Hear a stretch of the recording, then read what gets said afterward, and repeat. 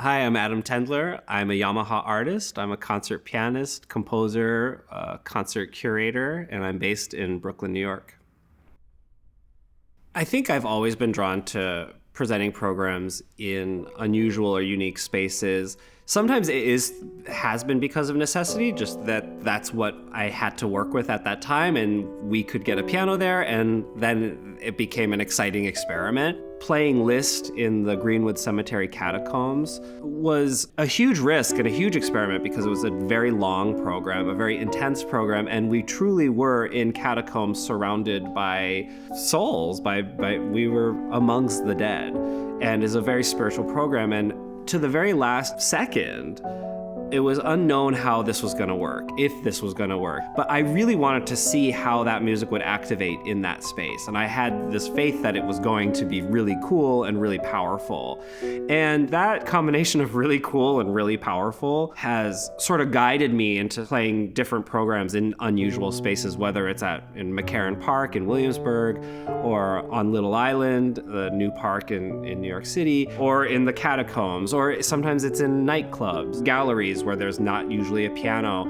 All those things I find to be exciting, and when you take music sort of out of the standard concert hall and put it in new spaces, that music can sort of spark and activate in a different way, and it can actually just reach different audiences and can reach a broader spectrum of listeners.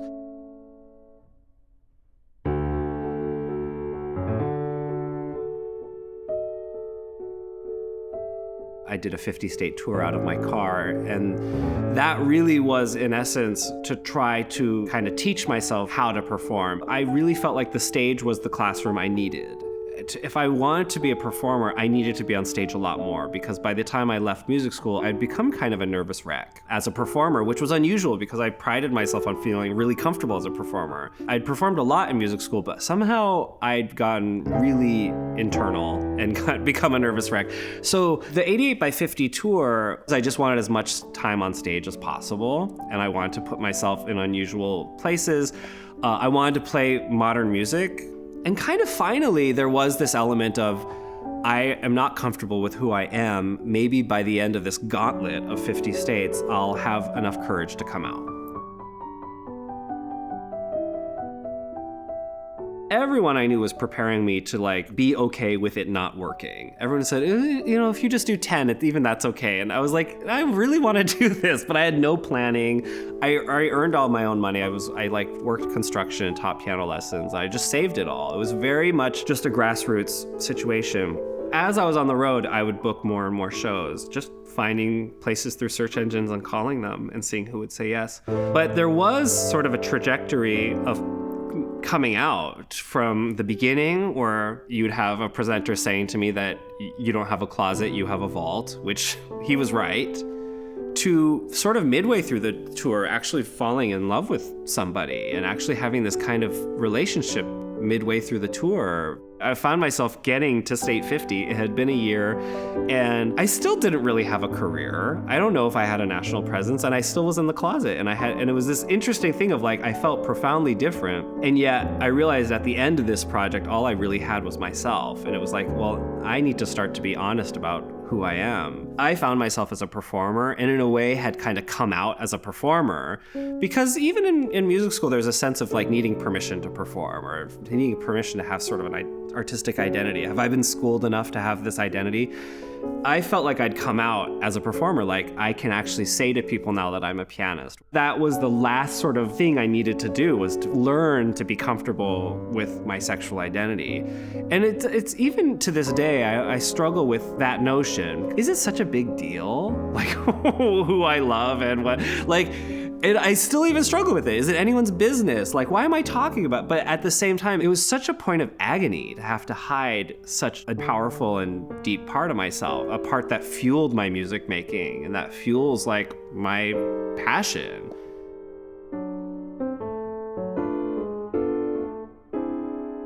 It was around the time that I started to actually discover music by Chopin and Rachmaninoff, actually, that something sort of clicked with me, that these composers, and this does actually have to do with actually being gay. I was bullied a lot growing up for my voice and just how I acted. I was accused, for lack of a better word, of being gay before I even really knew what that meant. I had no clue what everyone was talking about, but I knew that they were making fun of me and teasing me about it. And I had to figure out what they were talking about, to be frank. And I started to find that I could express myself at the piano in a way that was safe. And somehow playing the piano, it kind of created a fortress around me, a fortress that could protect me, but it was also a vessel in which I could escape from what was happening, from being sort of, just bullied. With a composer like Copland or Cage, Robert Palmer's, some might argue as well, I can resonate with them on a personal level because of their sexual identity, even if they didn't make that part of their identity the forefront of their music at all. The truth of the matter is, most of my career, neither did I. When I did the 50-state tour, I was still in the closet. I thought that the tour was going to solve that for me and somehow make me so courageous and brave that I was gonna come out. But I was battling all of that stuff all the time. I loved sort of the raw, dissonant energy of modern music. The decision to actually write dissonance, to commit that to the page, and to commit it to a performer to have to play notes that grind against each other and that were radically dissonant to the ear, to me was exactly something I admired to be. I felt like I was dissonant to my environment, and I felt like I wasn't belonging in my environment. And so I think that became a big part of why I started to gravitate toward that music, because it felt like the only way in which I could actually resist and rebel.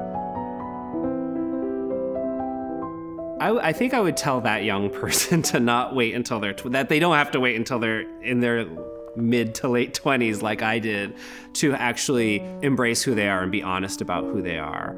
That the risks, the personal risks that I thought I was facing, I built them up in my head. And the truth is that on the other side of that honesty is a community and a family of other queer people who are so happy for you, for this person, for any young person who's coming out.